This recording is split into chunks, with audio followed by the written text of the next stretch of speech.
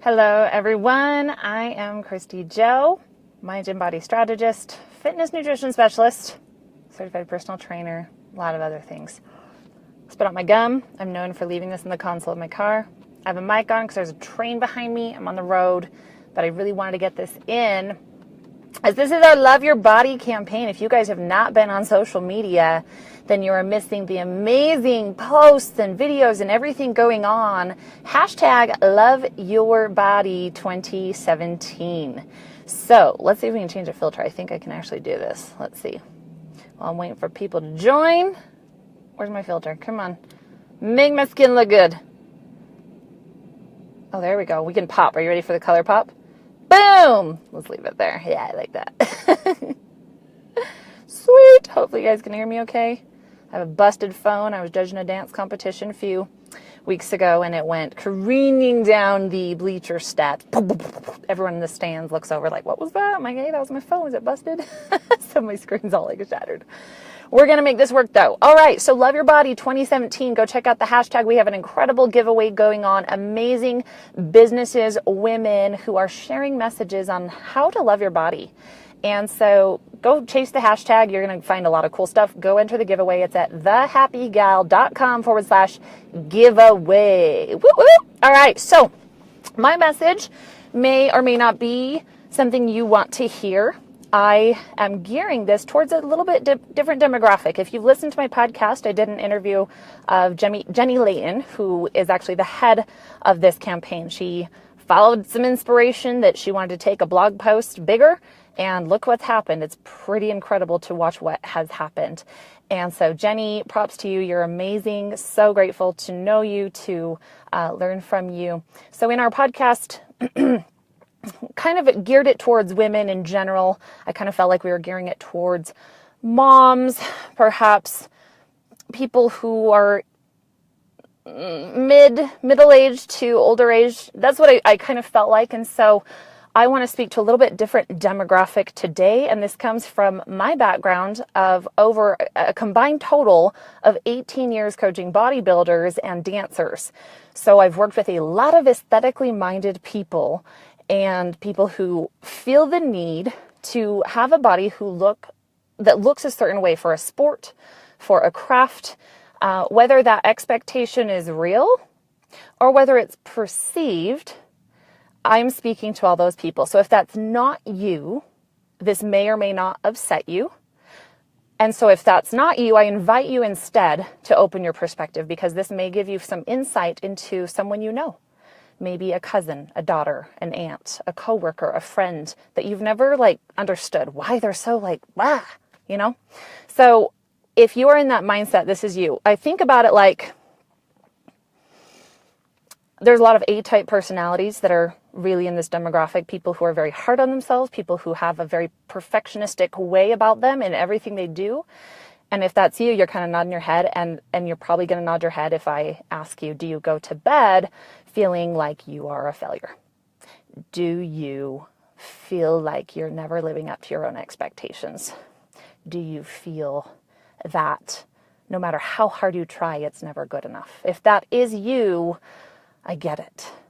And I'm going to give you some insight to how to start navigating this a little bit more clearly, because the average message that's out there about the body, I'm going to tell you, you probably don't resonate with, right? You're probably like, yeah, accept your body and love your body, but there's a big part of you that just can't.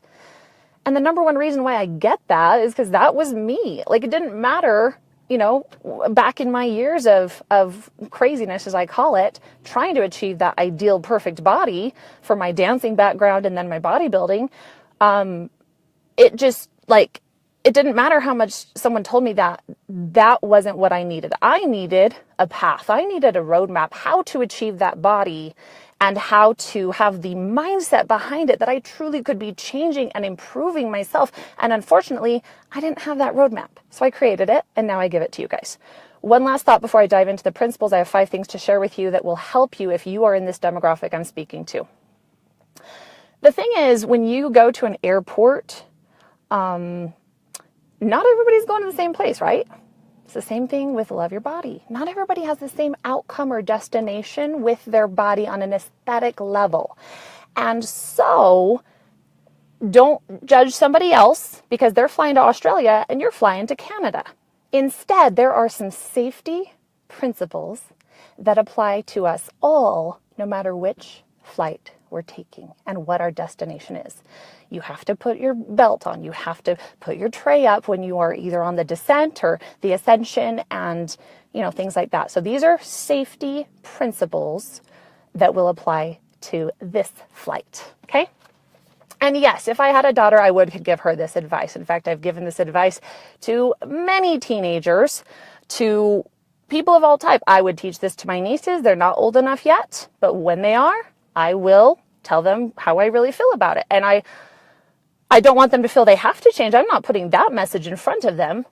I am telling every woman or girl out there, what do you want? Let's talk about it. I'm not going to put my perception of what healthy is on you. You tell me what you want. And sometimes I feel that's happening. So let's be careful about that. If we're maybe in a mother role or something like that, remember, everyone has their own paradigm. Everyone has their own experience and desires and outcomes. So let's be careful not to project onto others our perception of what is healthy or not. With that said, as a recipient, perhaps, of someone who has good intentions, let's be careful that we don't just completely ignore what they're saying. We try to listen with an open mind, and we try to say, where are they coming from? Is there a part of this? Yeah, maybe they don't get the whole picture of what I'm going through, but is there something here that can be learned? Do they have a point? Am I going too extreme at this point? Am I doing this in an unhealthy way?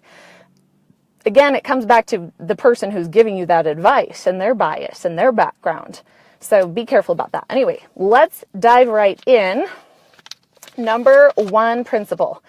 Challenge whether your expectation is realistic. In order to know if it's realistic, you need to get feedback from somebody who knows what the freak they're talking about. And okay, here's a difference, and I'm sorry if this is strong. There is a huge difference between a dietitian nutritionist, just a normal dietitian nutritionist, and a dietitian nutritionist who knows how to create aesthetics or sports nutrition. I am a fitness nutrition specialist. I cater primarily to aesthetics. And at this point, with everything I've done in my career, I do cater to both demographics, but primarily coming from a place of aesthetics. Then we branch into just the healthy, feel good, overcome your conditions type things.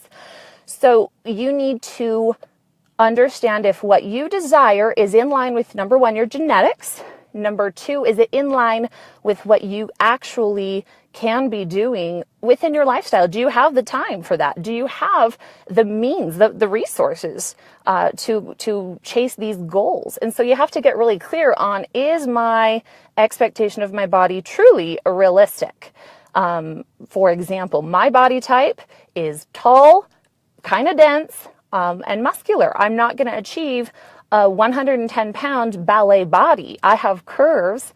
I can have lean, long curves, but I'm not going to get rid of those curves unless I really am stripping my body of muscle, which can be done. Do I want to do that?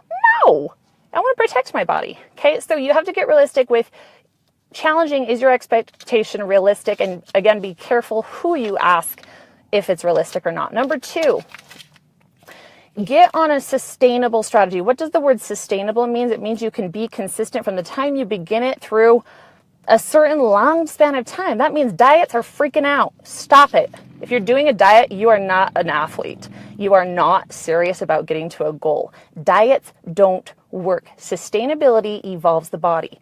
So you've got to factor in, how much time is it going to be taking realistically?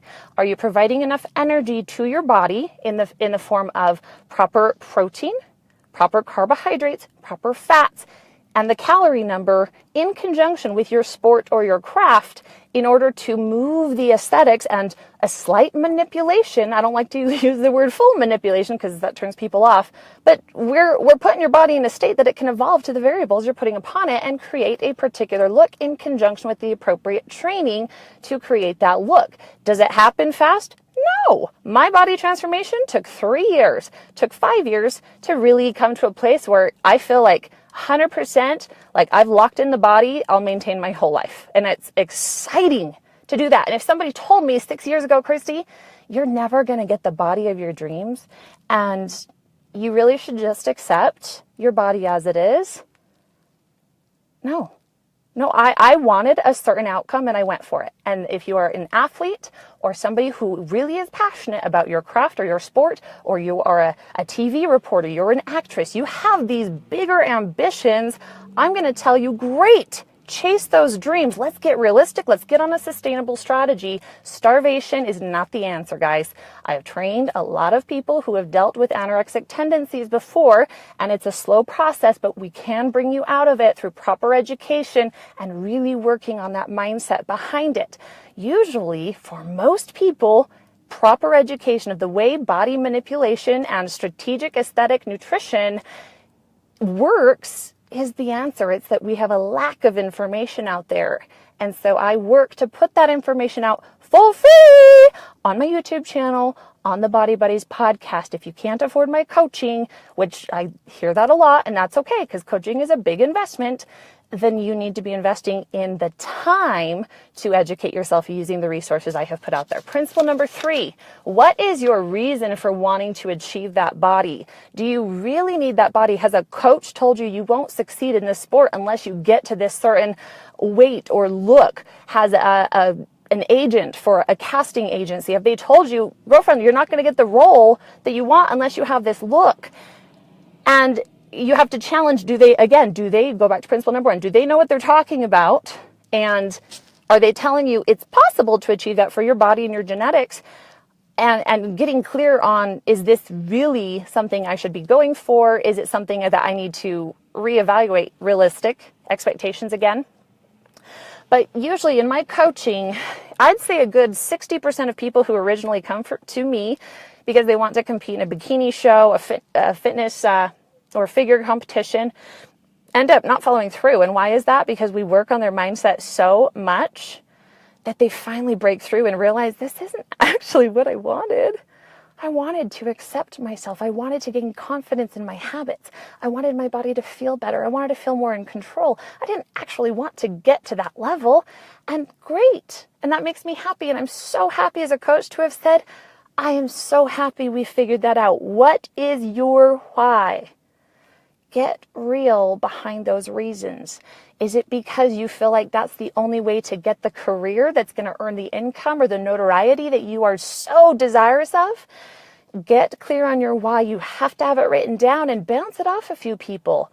What are their perceptions? Is your why a good one? Is your why a realistic one? Is your why something that everyone can support? Or is it a little bit extreme off the charts? Now, I'm okay with extreme when it's a realistic extreme and you've got a coach to back you up who knows what they're doing and is going to guide you every step of the way. If you don't have that, there's great risk because you don't know enough to take yourself wisely and strategically through that process. So number 3 is what's your why. Number 4, accept the ebbs and flows of off seasons. You won't achieve 100% perfection all the time. It takes a great deal of focus and concentration to, first of all, it takes more to shift your body and evolve your body to that state, and then to maintain it takes less. However, you may realize with the maturity of body awareness and aesthetics, there is a maturity of mindset that comes the more you are in this field of thinking and habits and behavior.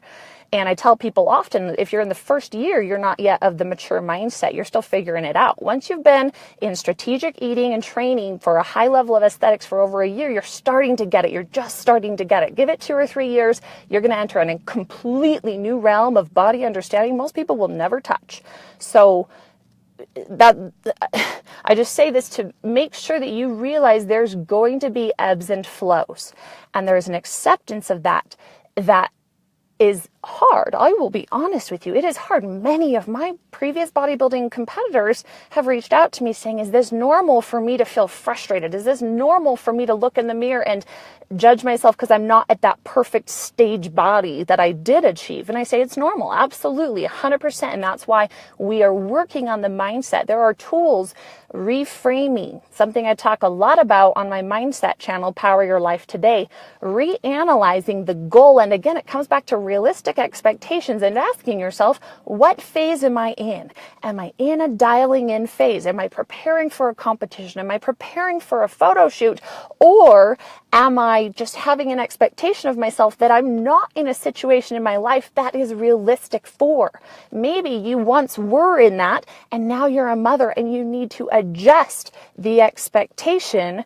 Yes, you can still eat strategically and train, but having an expectation that you're going to have this perfectly chiseled, rock hard body or whatever your goal is, that's not the aesthetic goal for everybody. Everyone's aesthetic goal is different.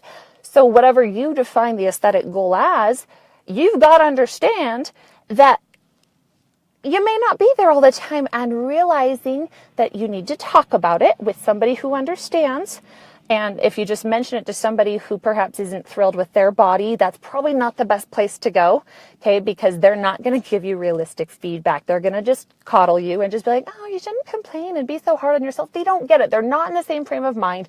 You need to talk to somebody like me who's like, I get it, okay? And I realize why you're thinking this. So let's work on a few tools and challenges for the next few weeks that will help you start.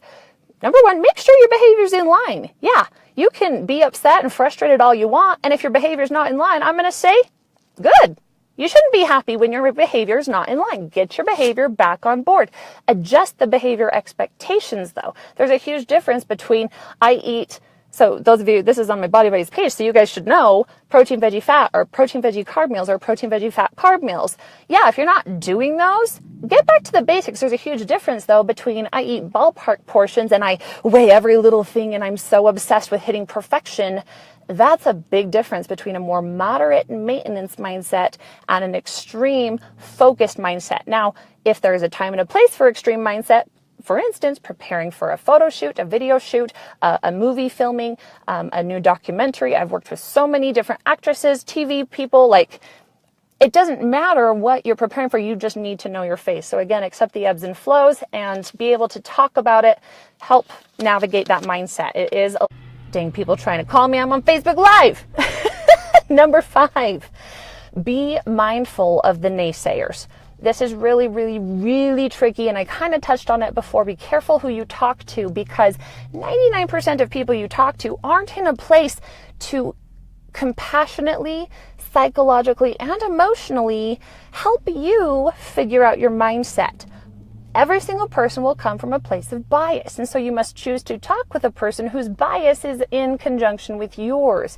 I have a bias where I can understand the desire to have an above average, is relative, right?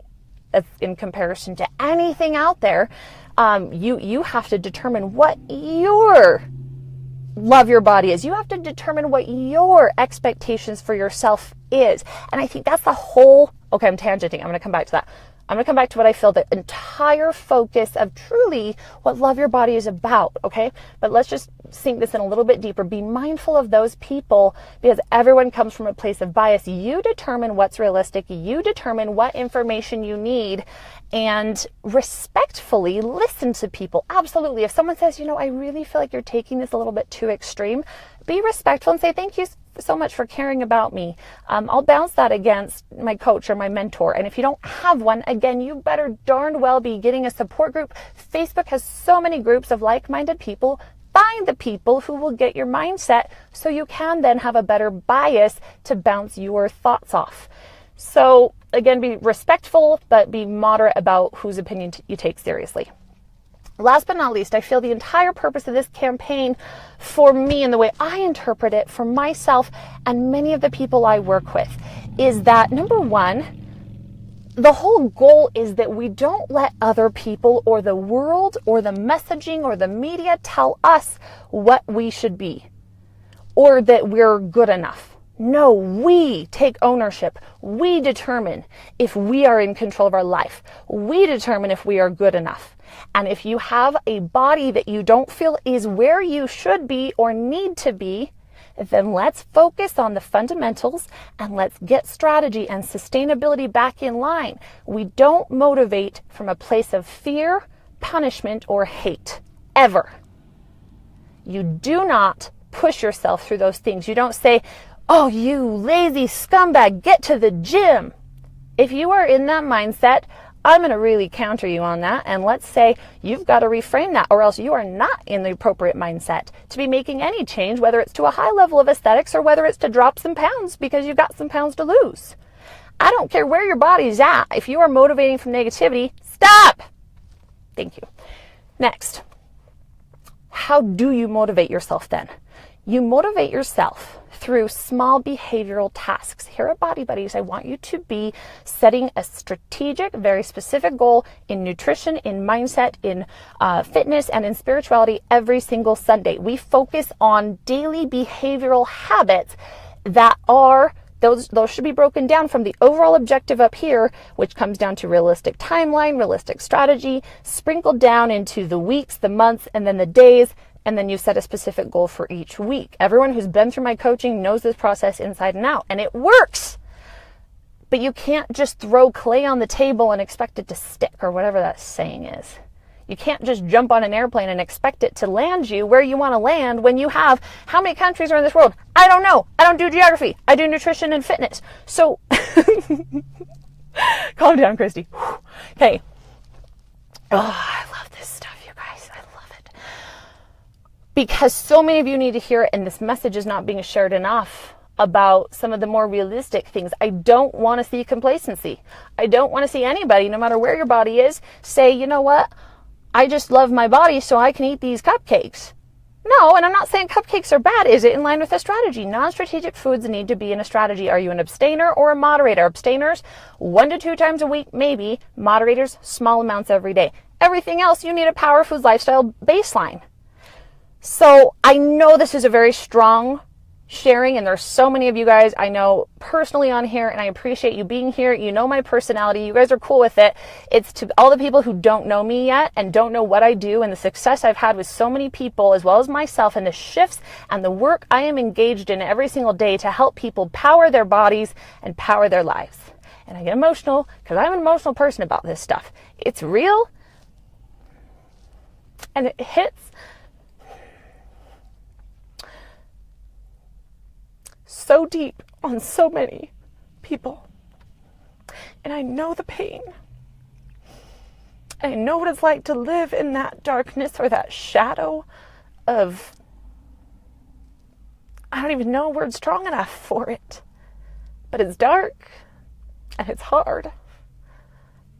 So if you're in that space or you know someone in that space, please watch this video again. Take notes. This is for you. And start applying some of these principles. I promise you, there will be a difference in your life. There are answers. There is a formula. I have figured it out, and I am so happy to share. I am not holding back. But you have to be willing to put in the time to listen and to learn and to open your mind. Because you don't have the mindset for it yet. You're challenging your former thoughts. You're challenging what you previously believed. And there's a shift that happens, and it's beautiful. It's a really beautiful place to go. And everyone's journey is different. So focus on you. Take ownership of your life, of your body. Remember, this beautiful, precious vehicle we each have been given is incredible. And it's through this body we are able to learn and to grow and to develop our spirits in a way we never could. How grateful I am for a body that others would define as broken, to have a very severe scoliosis curve that doctors tell me I should be in a wheelchair by now, and I'm not. How? It's not just I willed myself there. No, I put in the time. I put in the work every day. Nutrition, fitness, mindset, clearing my body of negative energy that shifts it. All of these things are very real, and you have power as an individual, but you have to step up to the plate. You have to take control, not let the world give you the formula. Let people who figured it out, as well as your intuition with the most omniscient being in the universe, God, let him help guide you in your efforts to discovering the principles that are right for you. Thank you for listening and watching and opening your mind. Again, I invite you to watch it again from the beginning, especially if you missed the introduction. Power your body, one meal, one workout, one day at a time. And love your body, 2017. Woo!